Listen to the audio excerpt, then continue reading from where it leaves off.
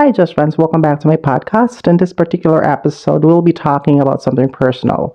Yes, why I'm saying personal? Because we'll be talking about the time nga ako ang giblame ang Ginoo. Yes, because grabe ang nahitabo sa ako. So it was September 8, 2011. Yes, birthday ni Mama Mary, and then the city of San Carlos was actually holding its own rosary for her. So I volunteered myself to join as always. So, mapil jud ko na every time na I don't rosary. Matakog alas 3 sa kadlawon, yes. I need to, get myself done before the scheduled time because the scheduled time for the Dawn Rosary is 4 in the morning. Ang assemble area is dito sa Atubangan sa City Hall. So, anahuman ko siguro mga 3:45. And then I asked Mama Marining to send me out sa balay. And then iyang ilak ang gate. And then hindi siya mabalik og tulog because sayo pa kaayo ngit-ngit pa jud ang ursaha. But anyway, so nanak sa tubangan sa balay, and then I waved my hand kay nagakita ko og pedicab nga pwede na ko masakyan. Yes, and anyway, for the information of everybody, akong dala is rosaryuhan, and then 14 pesos nga coins, pamasahin ako back and forth. I waved my hand kay nalagi pedicab nga pwede na ko masakyan. Then out of nowhere, naining sulod nga tulo ka single nga motor nga nakahay ang suga. And then, ang ako ang expectation ato is, moagi ra sila sa akong atubangan, but wala. So, I was once a victim of a magging. Yes, na-hold up ko atubangan sa among balay. So, mauto siya nahitabo. So, akong mahimduman is, two of them holding my ako ang kamot, left and right, and then one of them is naigi tusok sa akong liog nga hait for sure because I feel the pain. Yes, but during that time, kinahanglan jud akong tuhuon ang ilahang istorya because I think murag unom sila kabuok.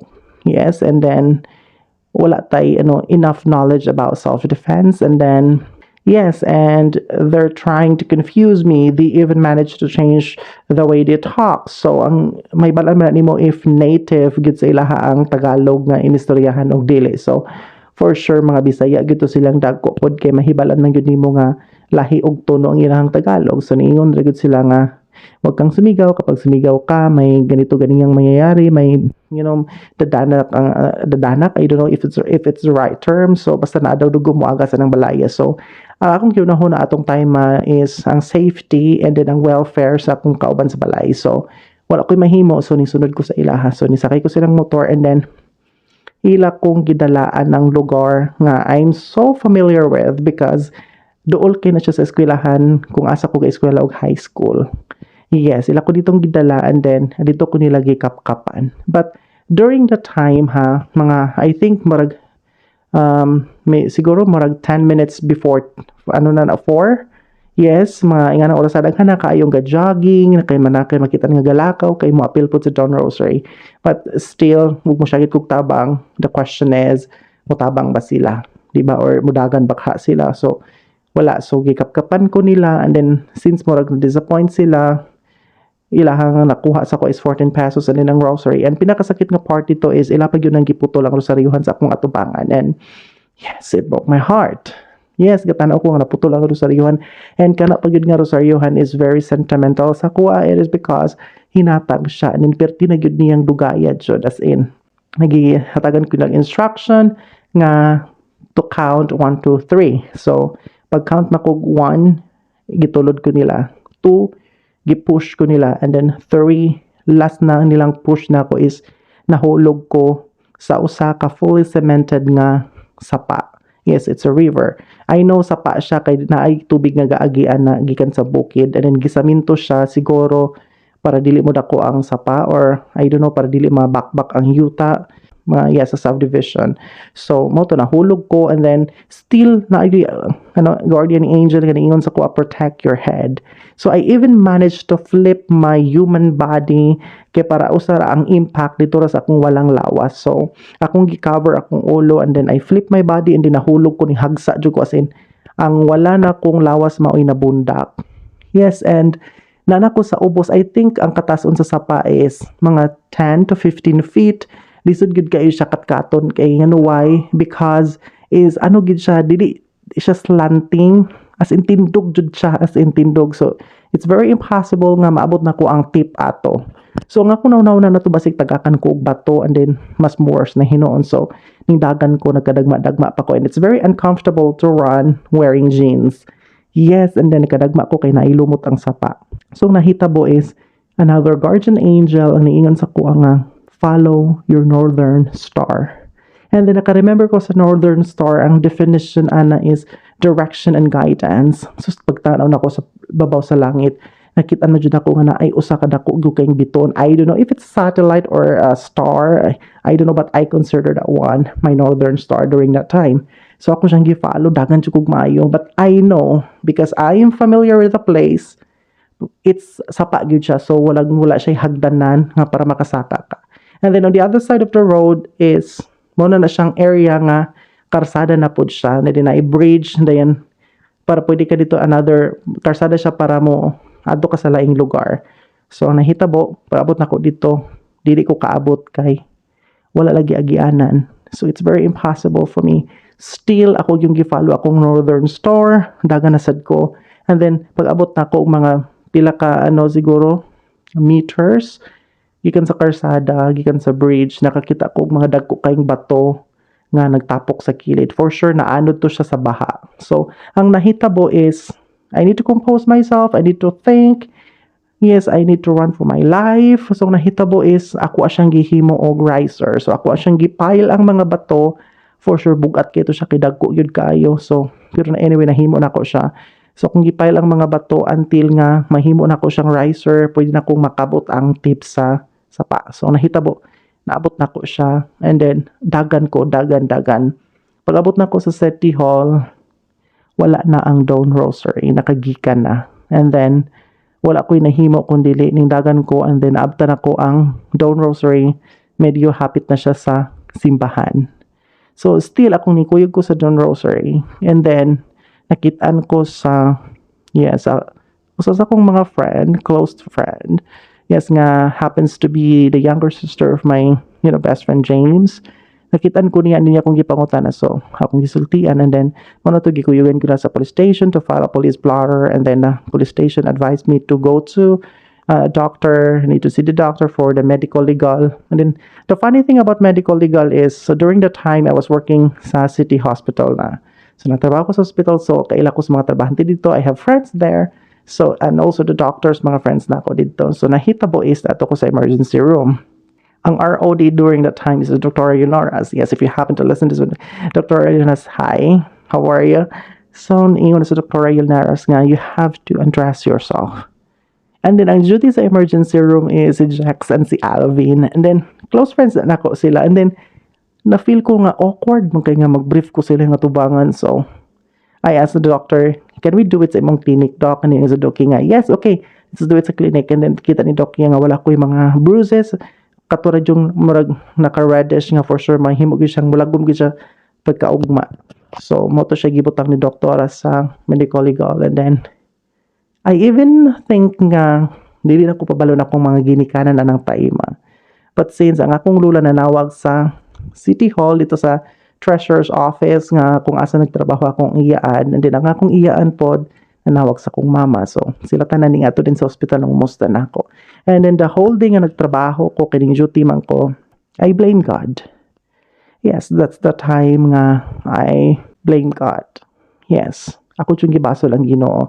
Later on, mga days after sa nahitabo because ang city hospital is located siya doon ra po siya sa simbahan. So every time nga mo out ko sa trabaho, mapit ko sa simbahan and then mo na siyang time nga I really spend time nga i-question ang pamaagi sa Ginoo. Mo ba ni imong paagi sa pagdisiplina nako kay nalan ba gyud nga maabot ko sa punto ngayon ana of all people nganong ako nga ang akong intention is to join the Dawn Rosary for Mama Mary. So mo na siya nahitabo. So mo na siya days nga naglabay. Sige ko pangutana sa Ginoo sa simbahan nganong ako. And then nganong imo kong gibutang sa ingon ana nga sitwasyon nga magsakripisyo ko. Yes, and then until nga na-realize na ko nga I came across of putting myself into something reasonable and search for the best lesson I've learned from that time being. Yes, then something came up. Yes, God put me into that situation to tell us, to tell me, to tell us, yes, nga if we're going to follow His way, the road is not easy. Yes, I was psychologically suffering. Yes, and speaking of suffering, suffering is personal. You cannot invite people from your community to join you. Uy, please, ikaw na po'y karga sa akong mga sakripisyo. Ikaw na po'y dala sa akong mga sakripisyo. No, it's personal. Yes, and when I was in that state of gaining back my strength, knowing that I have to face a new chapter of my life, that's when the time I master the grace of acceptance. There's no machine to operate for me to move forward faster. Yes, walay makina or any medicine nga pwede nimo imnon para maka-move on dayon ka. No, wala ingana. We cannot change what happened. Yes, the best time-saving equipment is acceptance.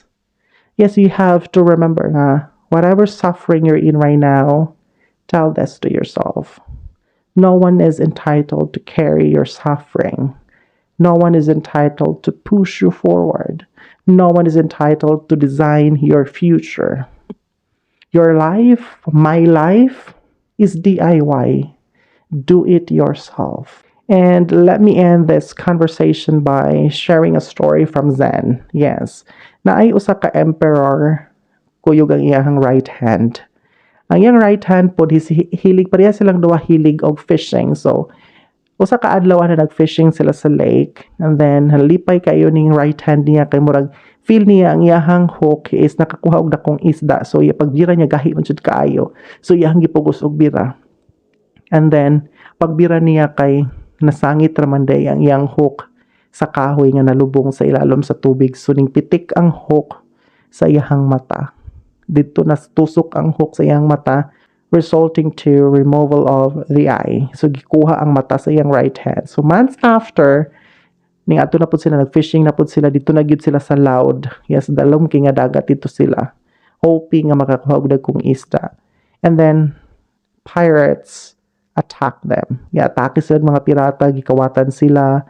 And then the worst thing about sa nahitabo is they are looking for an individual to offer sa ilahang Ginoo para tagaan sila abundance, hatagan sila grace.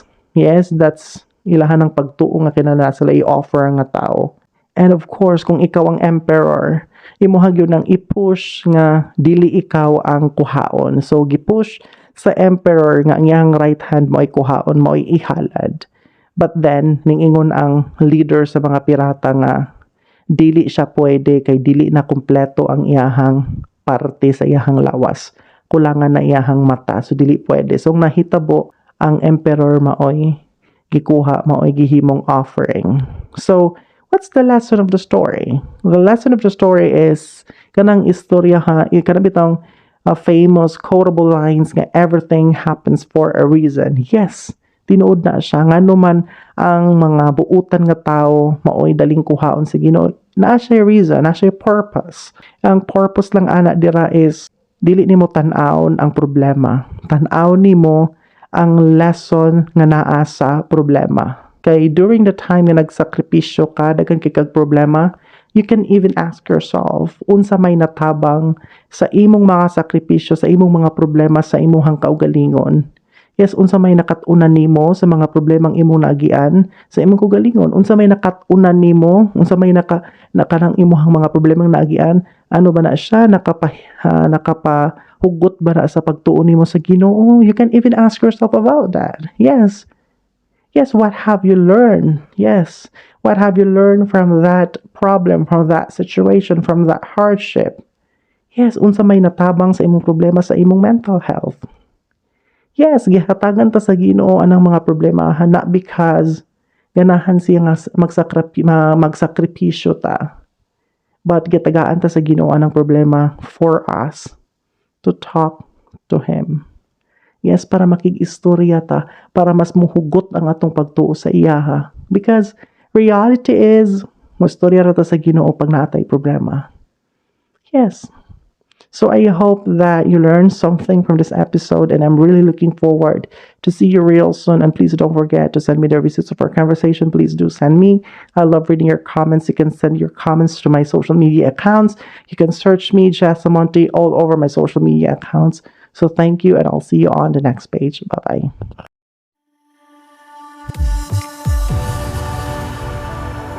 You don't have to worry about where to spend your special events with your family and friends. Azurich Private Resort in Darwin is excited to be in service with you. Azurich Private Resort is giving you a place to feel united and a place to share memories you can never forget. APR Events is looking for an individual who wants to use their place and be remembered by everyone who comes. Save your events now. For more information, please visit facebook.com/Azurich Private Residences and Resort.